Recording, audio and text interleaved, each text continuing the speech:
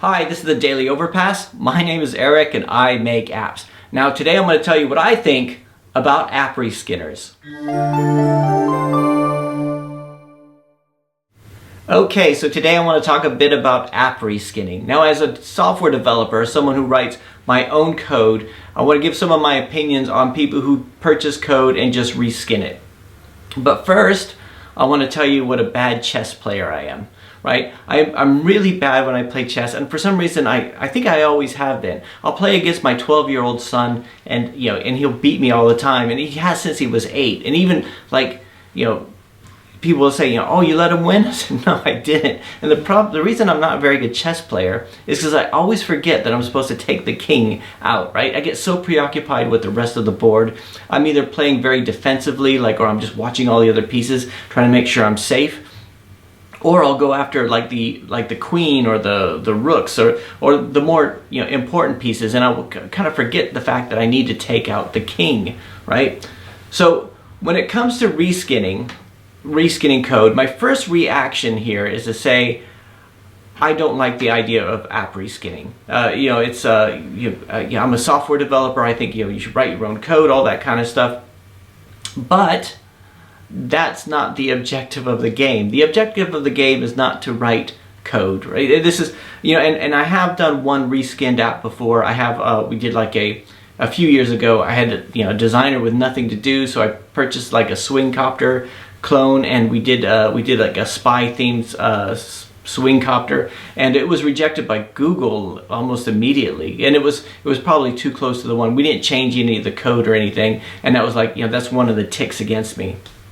Not my brightest moment, right? But when you think about whether or not you're somebody who releases an app to the App Store or a product to the market or whatever, the objective should be to get that product on the market and not how it's done, right? I know a lot of developers, and me including, my knee-jerk reaction is to say, no, you should write the code yourself, even though when it comes to reskinning, when I talk about reskinning, I'm talking about purchasing someone else's code, changing the images, changing the design, changing the theme, and releasing it as your own.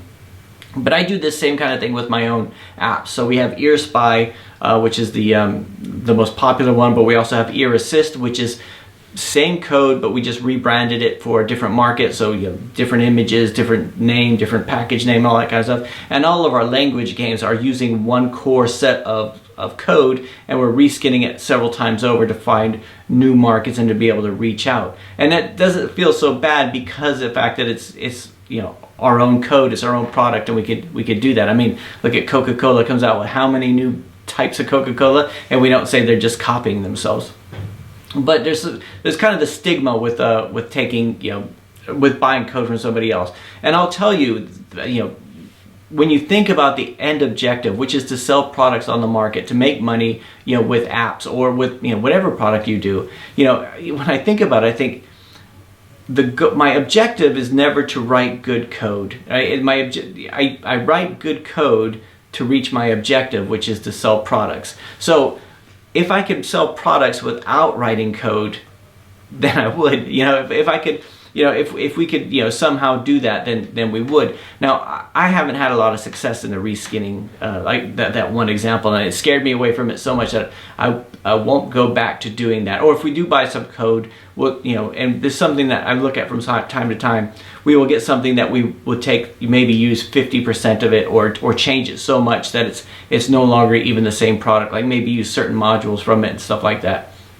But I think if you're an app developer, or if you put apps on the market and you hire someone else, or you get some purchase code from one of those like Ragdogs, I think it's Ragdog Studios or Chupa Mobile, or all those different places, or if you're somebody who uses like an app builder like Appy Pie or anything like that, the goal is to get something on the app market and get people buying it. So and the whole, I coded this all by hand. I coded everything myself. I designed everything myself. Everything is my hard work. That's more like a prestige thing, in my opinion, right? But then again, I'm not the kind of person who buys something because it says handcrafted on it. I just think, I just want the product, as it is. And in fact, most clients, when I mention, well, we could probably get purchase some code to get most of this done, they'd much rather have a lower priced product to put onto the market than something that's 100% original. And it depends on the client, but a lot of times that's the case. So when it comes to reskinning, I guess ultimately I don't really have a problem with it. I haven't been able to make it work, and I haven't seen a lot of people who have been able to make it work. I mean, like 3 or 4 years ago, people were doing it all the time. It was like, get rich reskinning apps, but now not so much.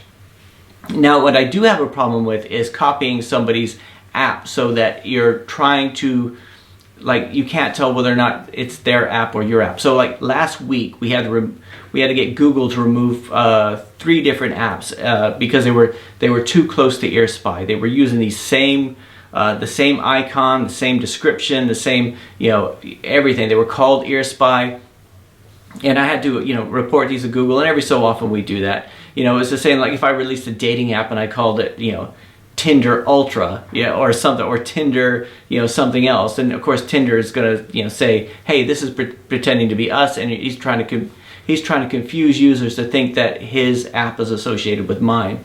So that's something that we have to do from time to time. So I think if you are going to be somebody who reskins apps, then you should really, make it unique enough so you're not taking away users from that original one. But it kind of reminds me of, I listened to the audiobook of Arnold Schwarzenegger's autobiography a few months ago. I was listening to it while I was at the gym, which I know is really, really sad, right? To be that guy who, while I'm in the gym, the new guy in the gym, I'm listening to Arnold Schwarzenegger's audiobook.